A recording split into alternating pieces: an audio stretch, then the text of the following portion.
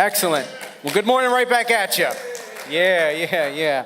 Well, hey, welcome to Severn Covenant Church. And before we get started today, I want to bring you up to speed. We are in week 6 of our series through the book of 1 Corinthians titled Undivided. And let's have a simple question I want to ask you guys because I feel like this is doing work. It's sowing into people. It's changing people's minds. It's motivating people towards deeper levels of commitment as followers of Jesus. But how do you guys feel about it? Going well? Can I get like a yes and amen? Like a yes, God is moving in my life through this series. So God is moving in people's lives through this series. And what we're seeing people get out of the bleachers and get onto the field. And they're serving alongside us now. We've seen people join our serve teams. We've seen people pony up and join our small groups where they're growing in relationships with other believers. And I believe that that's a direct result of what God has chosen to do through our series titled Undivided. And we're going to continue today. I'll be starting us off in chapter 3, verse 21, and we will work our way all the way to chapter 4, verse 7. I'll go ahead and read the text, and then we'll get started.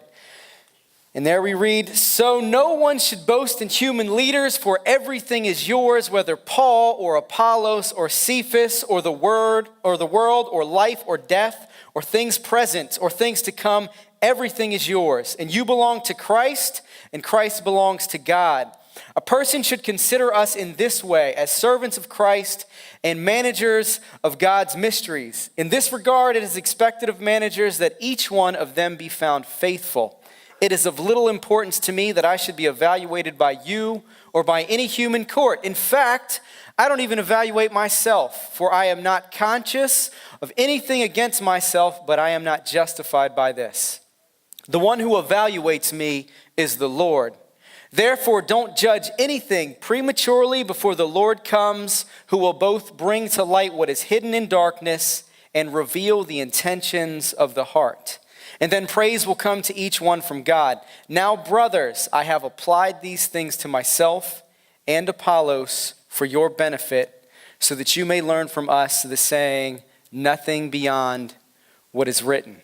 The purpose is that none of you will be inflated with pride in favor of one person over another, for who makes you superior? What do you have that you didn't receive? If in fact you did receive it, why do you boast as if you hadn't received it?"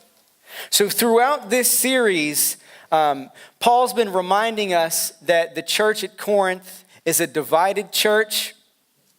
And you have to keep in mind that Paul planted this church some 5 years prior to writing this letter.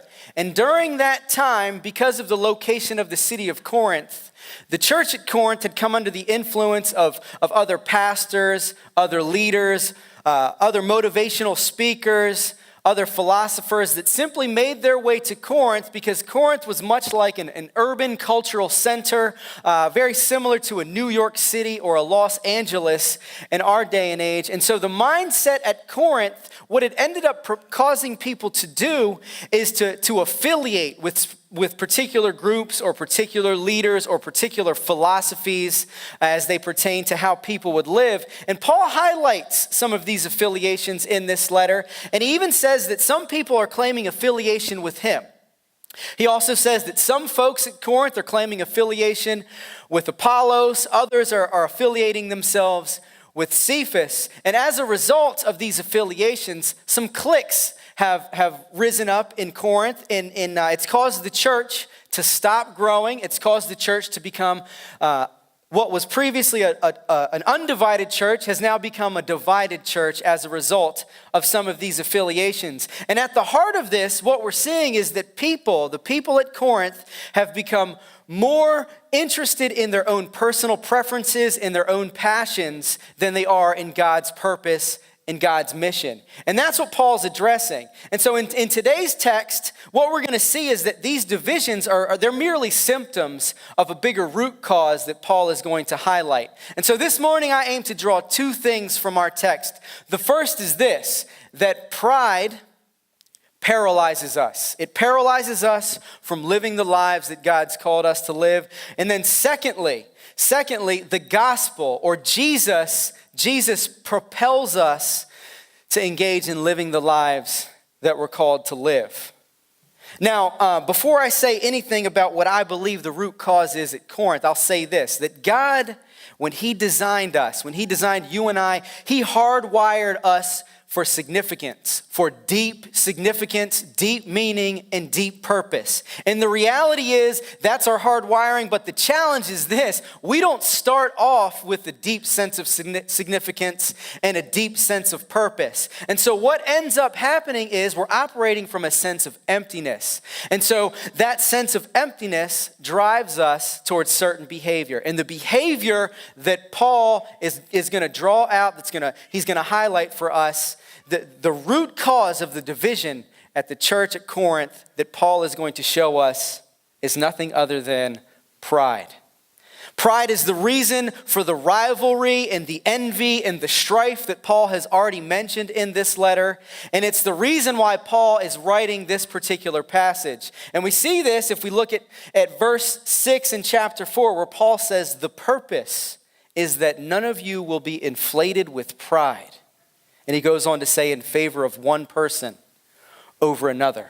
And so it's real important that we understand the word that Paul uses when he says pride, because it's a word that's very unique to his writing. He uses this word for pride 5 times in this letter and 1 time in his letter to the Colossians. But you're not going to find this anywhere else in the Bible. And I believe that he uses this word on purpose. God inspires him to use this word because he wants to show us what pride does to our identity. And the word that Paul selects, here's what it's very similar to. It's similar to an overinflated, bloated body part or organ. It's become so inflated with air that it's distended, it's painful, it's uncomfortable, it causes serious discomfort, and it actually, to an extent, it stops us in our tracks.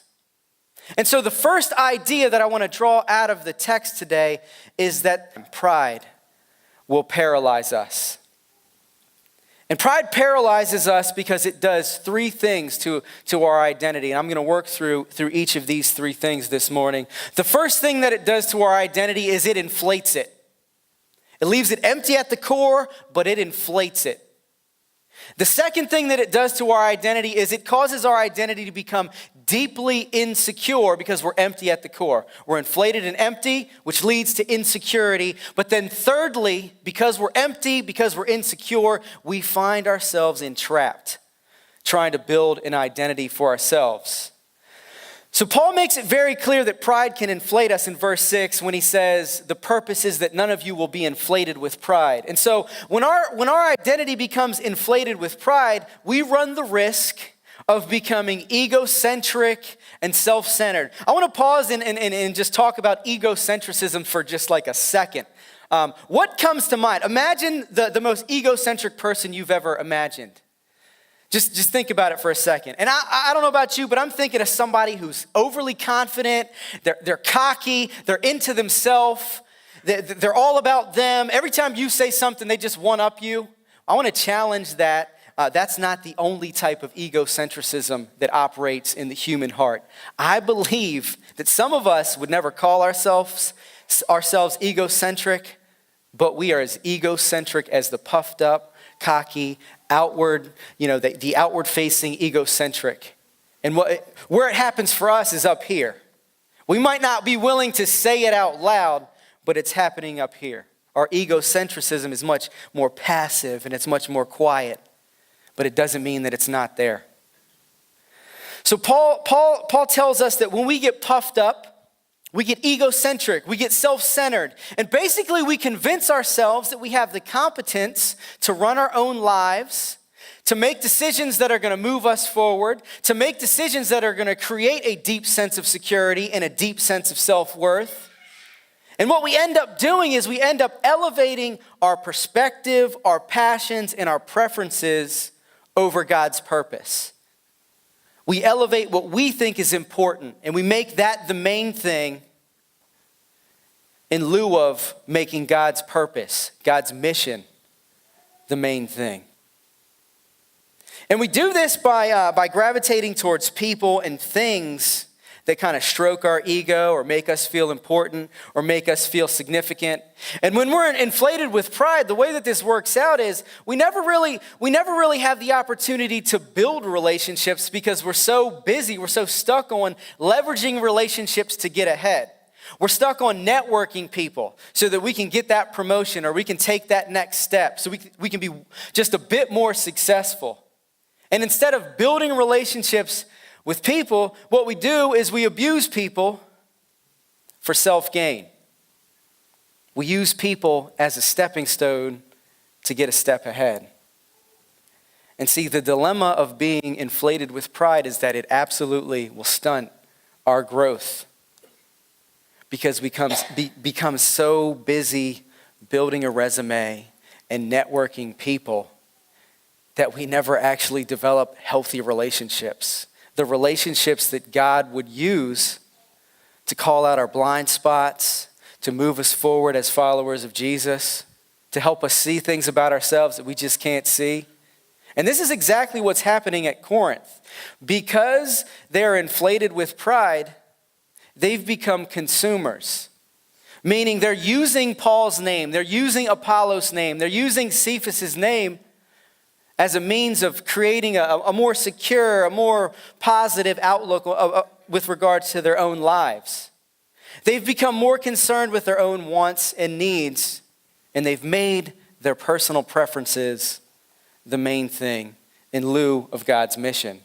And so pride inflates us. You can think of this as like I have kids and sometimes we blow up balloons and every time I blow up a balloon, I'm thinking we're just seconds away from chaos because the moment it pops, somebody's losing their mind. But you think of the balloon that you just blew it up too much and it flies out of their hand and it hits a blade of grass and it explodes and you're left with nothing. That's the type of inflation that Paul is talking about. But when you blow a balloon up too far, too much, you pipe it full of too much air, basically you're creating an insecure balloon, and the next thing that pride will lead us to is deep insecurity. And here's how this plays out. Paul highlights it in verse 21 when he says, no one should boast. And then in verse 7 of chapter 4, he says, why do you boast? So another way that pride paralyzes us is it makes us insecure. But Paul is putting us on blast with regards to what we end up doing, the mechanisms we use to combat our insecurity. And those mechanisms are comparing and boasting.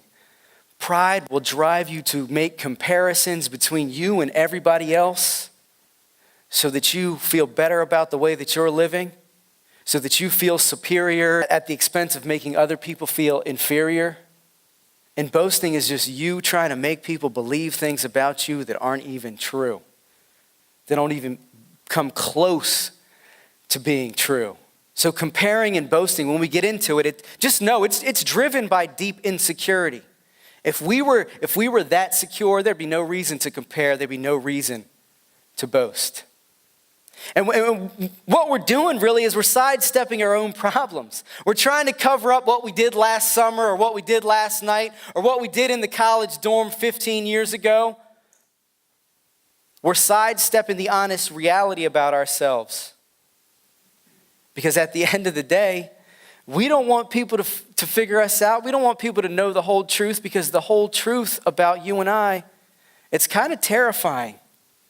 We don't want people to know that we can't shake an addiction or there's this thing that you're supposed to walk away from, but you haven't been able to walk away from it yet, and you're embarrassed to even say it out loud in public. And so in essence, what happens is our insecurity, it's going to isolate us. We're not going to get more secure in isolation. We're going to get more insecure. But here's how this works in other people's lives. Because maybe for you, it's not this. Maybe it's not that you're trying to cover something up.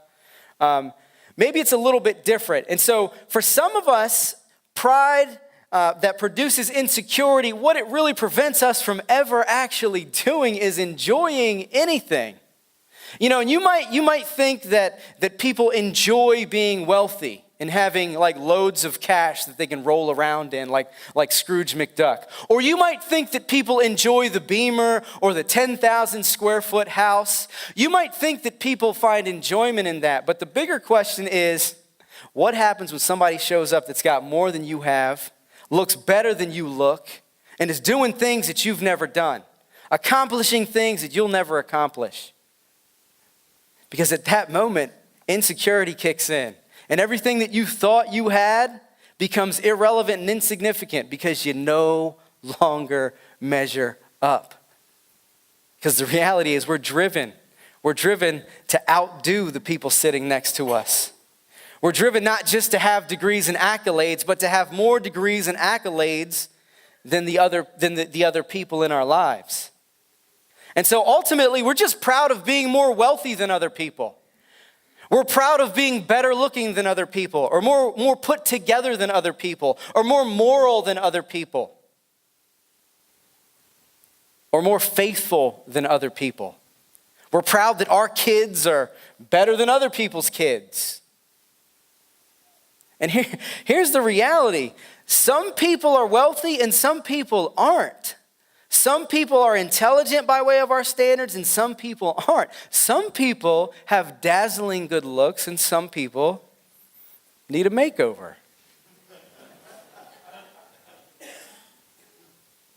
And the only reason we make these comparisons is because there's a degree of insecurity in us. We call out someone else's weakness because it makes us feel strong.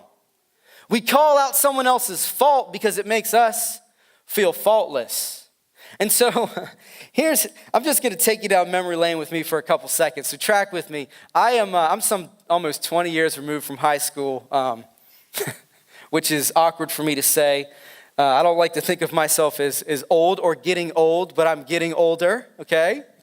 Bear with me. Well, 20 years ago, I grew up with a little brother. He's 2.5 years younger than me. And this God put this person in our lives, and we didn't really think of it like that at that time. And so I had the privilege of driving this young man to high school every day, driving him home afterward. He was the right fielder on our baseball team, and I was the second baseman. And so our worlds collided around baseball. And as we got to know him, we realized that this guy was just different. He was deeply insecure, and so it didn't matter what we did over the weekend. He did something better. If we went to our grandmother's house over the weekend, he went to everyone's grandmother's house over the weekend. If we climbed a tree, he climbed 14 trees. If we cut down a tree, he cut down a forest. It did not matter what the line was, he always one-upped you. And at that time, Xbox was a thing, like the Xbox, the first one that ever came out. And there was this game called Halo. And my brother used to go to town playing Halo. This is kind of embarrassing for me to say out loud in public. But we did. And when we beat Halo, we got to the end. We were like, we beat Halo. And he was like, I beat Halo 2. Like Halo Part 2. And we were like, there's no such thing yet. And so what we eventually decided is, man, you are the Lion King. And so we dubbed him the Lion King. And every story he told wasn't told for the sake of accuracy or for the sake of helping move people forward. He was just trying to shield the reality about himself. I mean, we knew more about him than he realized. There was a reason why I was driving him to school. There was a reason why we spent so much time with him. And he wasn't proud of those reasons. And so he used all those stories as a veil to shield his insecurity. And so this is how we fight our insecurity. We put a veil over it by making people believe things about us that aren't true. And the reality is when people don't believe us, we just convince ourselves that they're true anyway. Because we want to be more intelligent. We want to be better looking. We want to be more financially stable. We want to be more successful. We want to be significant. And the reality is God has hardwired us to be that way. So it's not wrong to want to feel significant. What's wrong are the places that we turn to find a sense of significance. And so to an extent, we operate from a point of insecurity. The church at Corinth was operating from a point of insecurity. And all the people that were fighting over Paul and Apollos and Cephas and claiming affiliation with this leader and that leader, they were doing so because they had become deeply insecure. Their pride had driven them to become deeply insecure because they were looking beyond what they already had, beyond the complete work that they had in Jesus, and they were trying to complete the work themselves. But because of their insecurity, the church at Corinth, it stopped growing. Because pride, what it will do is it'll cause us to create a resume that shields the worst parts about us and highlights what we believe the people in our lives value, what society values, what our parents value, what our employer values. So we hide the worst parts of ourselves and we pretend when it comes to, we over-exaggerate the best parts of ourselves. And if that's how we're living, we're never going to grow. And so pride, it will inflate us. It causes us to become inflated and in essence, empty at the core. It causes us to be deeply insecure. But thirdly, it causes us to be entrapped. And the reason why we become entrapped when we go down the pathway of pride is because pride will never lead us to the thing that's going to ultimately give us that deep sense of security, the deep sense of significance, the deep sense of self-worth that each and every one of us craves. And so we get into perpetually abusing and using people and things, and we're on a never-ending race to find significance. And that's why we're entrapped, because the race never ends. And to highlight this, I'm going to use somebody that maybe you're familiar with, but this somebody, they did an interview with Vogue magazine a number of years ago, and they were talking about their career. And this individual goes by the name of Madonna. Don't judge me. It's not like I had Madonna on my playlist on the way in here. I'm just telling you how she feels about her career, about her life, and I think she might be onto something. And here's what she says. My drive in life comes from a fear of being mediocre. Tell me you haven't been there. That is always pushing me. I push past one spell of it and discover myself as a special human being, but then I feel I'm still mediocre and uninteresting unless I do something else. Tell me you haven't been there. Because even though I have become somebody, I still have to prove that I am somebody. My struggle has never ended, and I guess it never will. This is what happens when we become entrapped in pride. Every time we accomplish something, we feel like we're winning, and then tomorrow comes. And we have to accomplish something all over again in order to feel like we're winning again. And when we don't accomplish something, we get deflated. We feel insignificant. Insecurity comes back. Here's the reality about us. Because we're on this side, our ego is like a black hole. It's insatiable. And regardless of what we try to fill it with, it just stays empty. It's like a bottomless pit. And our need for significance, our need for self-worth, our need for love and acceptance is never fulfilled through our effort, through our success, through our relationships with some leader that we're only claiming affiliation with because of the way that they improve our public persona. The reality is today's success is oftentimes met with tomorrow's failure, and then what? Because our ego is a black hole, it doesn't matter what we try to put into it. Because just when we feel like we're somebody, we realize somebody reminds us, something reminds us that we're nobody. And this is the normal state of our identity. This is what Paul is trying to help us understand when he uses the word pride. He's trying to help us understand that we crave significance. And it's okay to crave significance. It's okay to want to feel important. He's trying to help us understand that because we're hardwired to crave significance, we're hardwired to be significant, we're going to be entrapped in trying to find significance until we actually find it. Paul knows this, and he wants to show us the difference that the gospel can make in transforming our identity, in filling our emptiness, in transforming our insecurity into security, and taking us from a place of feeling entrapped to a place where we're propelled to live the lives that God has called us to live. So listen to what Paul says in chapter 4, verse 3. He says, "It is of little importance to me that I should be evaluated by you or any human court. In fact, I don't even evaluate myself. For I am not conscious of anything against myself, but I am not justified by this. The one who evaluates me is the Lord." On a surface level, this sounds pretty pretentious and prideful, does it not? Paul is saying, I don't really care what you think. And he takes it one step further and he says, I don't even care what any human court thinks about me as an individual.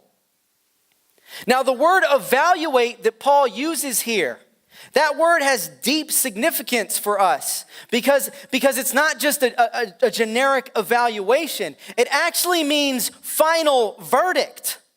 What Paul is saying is you don't have the objectivity, the wisdom, the knowledge base about me to render the final verdict about my life. And in fact, there's no human court that occupies that role for me. No human court has the authority to deliver the final verdict for my life. What Paul is showing us is that final verdict that he's alluding to, that's exactly what we crave.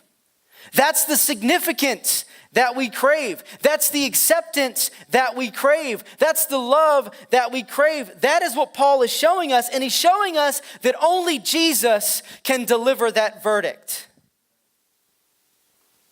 That in Jesus, we reach the end of our search for significance. That only Jesus can propel us beyond our inflated ego, our deep insecurity, and the entrapped lives that we lead. And so the second idea that I want to draw out from our text is that Jesus propels us. And Paul is telling us that it doesn't really matter what people think of us. And this might even sound familiar. I would wager that some of us have used this line on our kids when they come home after a really bad day at school and they've just had a bad day and people are telling them things that maybe some of them are true and maybe some of them aren't. But we don't even take it that far. We're just like, hey, you know what? It doesn't matter what other people think. You may even like coach yourself through the day-to-day thinking, you know what? It doesn't matter what people think. It doesn't really matter what people think. All that matters is what I think. I'm not here to live up to anyone else's expectations, or I'm not here to prioritize anyone else's priorities. None of that really matters. Because I'm not supposed to be living according to other people's expectations anyway. And that other people's standards, they really just don't count. Like, this is not something that's that unfamiliar to us. But Paul goes way beyond that. He doesn't stop there, because he goes one step further and he says, you know what? I don't really hold your opinion of me in high esteem, but don't be offended, because frankly, I don't even hold my own opinion of me in high esteem. And he tells us in chapter 4, verse 4, that even if he did that, even if his conscience was clear, it doesn't make him justified.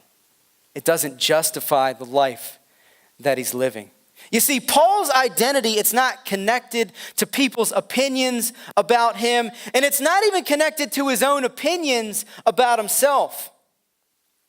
So I'd like to ask us the question, what are our identities connected to? What's your identity? Or who is your identity connected to?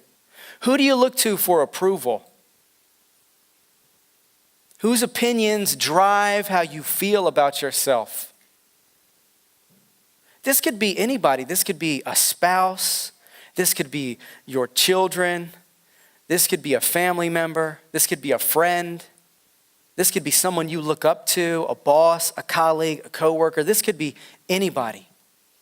And when they're approving you, when your approval rating is high and they're talking about it, you feel like you're on cloud nine. But the moment that wellspring of approval dries up, you feel more insecure and insignificant than you've ever felt. You see, Paul was a man of incredible stature, and arguably, I believe that he's one of the top 10 most influential people that's ever walked the earth. And he had a pedigree that he could have been extremely proud of. He had a background that he could have been extremely proud of. Yet we hear him when he writes a letter to one of his friends in ministry, a young man by the name of Timothy. He says this about himself. He says, Jesus came into the world to save sinners, and I am the worst of them. He's not saying he's a sinner just like everybody else. He's saying, I am the worst sinner. We have a man here of incredible influence, of incredible confidence. You might even think he's kind of egocentric. But he's being more transparent than you and I are used to. And I don't know about you, but when I think about my weakest moments, that's when I feel the most insecure. What Paul is saying is, when he thinks about his weakest moments, that's when he feels the most secure in Jesus' finished work. He feels the most secure ultimately in his own skin, in his own identity, despite his failures. Paul is fully aware of his deepest failures, yet he refuses to connect them to his identity. He refuses to summarize himself based on those failures. His failures and his identity are in no wise connected. He doesn't view failure as anything more than an incident that has taken place in his life. And the other thing is, he doesn't see accomplishment as anything other than what God has allowed in his life. He's not building an identity on his failure rate, and he's not building an identity on his success rate. He is building his identity on something else. He is showing us that through Jesus' accomplishments, that we can reach a place. Through what Jesus has done, we can reach a place to where our identity, it's filled, not empty. It's deeply secure, not deeply insecure. We can reach a place where we're not entrapped, but we're propelled. And the question is, how did Paul get there? How did he move beyond the paralysis that pride causes in our lives? To be propelled to engage in the work that God had for him. And so he says, I'll just say it again. He said this. He said, I do not care what you think. And then he says, my conscience is clear, but it doesn't make me innocent. Paul is talking about the ultimate verdict that only Jesus can render. You're never going to hear the ultimate verdict from your spouse. You're never going to hear it from your family members the way that Jesus can render it. Only Jesus can render that verdict for your life. And this is exactly what we crave.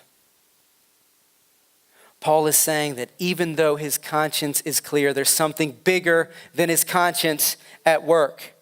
Something that can fulfill absolutely everything that you and I are looking for. And until we get there, here's what that means. Every single day we're going to look at it. We're going to look forward in the relationships that we have with people, in the things that we do, in the efforts that we make. Every day we're going to drive ourselves back into that courtroom trying to hear that verdict. And if we don't drive ourselves there, someone else is going to take us there. Or we'll remember something that reminds us of how insignificant and unvaluable or unworthy we are. And because of this, some days we feel like we're winning, some days we feel like we're losing. But Paul is uncovering a secret for us. It's the secret that he discovered that delivered the verdict that his life craved, that my life craves, that your life craves. Only Jesus can take our inflated, empty, insecure, and trapped identities and propel us to live out God's purpose. And because Jesus can do this, when God sees us, here's what God says. He says, "This is my beloved Son in whom I am well pleased." Because of Jesus, we are free from condemnation. Because of Jesus, we're free from the guilty verdict that you know you deserve, that I know I deserve, that we know we deserve. You see, in Christianity, what makes Christianity different than any other worldview is that in Christianity, the moment that you believe, God sees Jesus' perfect work as if it were your perfect work. God sees Jesus' perfect performance as if you performed perfectly, and he renders a verdict based on that. This is unlike anything that we know. You and I are used to getting the verdict after we've performed. Christianity delivers the verdict before we've ever performed. I'm used to grad school, meaning that I go to grad school and then I get a diploma when I'm done with graduate school. I'm not used to, you guys would laugh at me if I told you I went to grad school and they gave me the diploma first. That'd be silly. That'd be ridiculous. That's not how we operate. That's not how we naturally are driven. We feel like we have to earn the verdict. We're driven to earn the verdict, but what Paul is telling us is put all that aside. You don't have to earn the verdict. The verdict has been earned for you. Through Jesus, the verdict is in, and it's not just delivered so that we can hear it. It's given so that we can operate out of it, so that we can be propelled out of the not guilty verdict, that we can be propelled forward from a place of deep security, from a place of deep significance, from a place of love and acceptance. We can be propelled forward and live the lives that we're called to live. Because of this, we don't have to do things that just build up our resume anymore. We don't have to do things just for the benefit of making ourselves look good. We don't have to hide anymore. Because in Jesus, we can come clean and stop building an identity for ourselves and operate out of the identity that Jesus is freely giving us. And maybe you've never really understood this difference between Christianity and other worldviews, but it's important that you hear this. The verdict is rendered before we ever perform anything. And it's not until the verdict is rendered that we're actually able to perform. Every other worldview is built differently. If you're a Buddhist, you're trying to earn your keep. If you're an atheist, you're trying to earn your keep. If you're Muslim, you're trying to earn your keep. But if you're a Christian, God earned your keep on your behalf through the perfect work of Jesus. That is what sets Christianity apart. And the way that he did that is Jesus saw us. He saw us empty. He saw us inflated in our pride and our ego. He saw us deeply insecure. He saw the guilty verdict that you and I deserved. And he didn't come to deliver the guilty verdict, even though we deserved it. He didn't come to put us on trial. Jesus came to be put on trial so that we wouldn't have to be.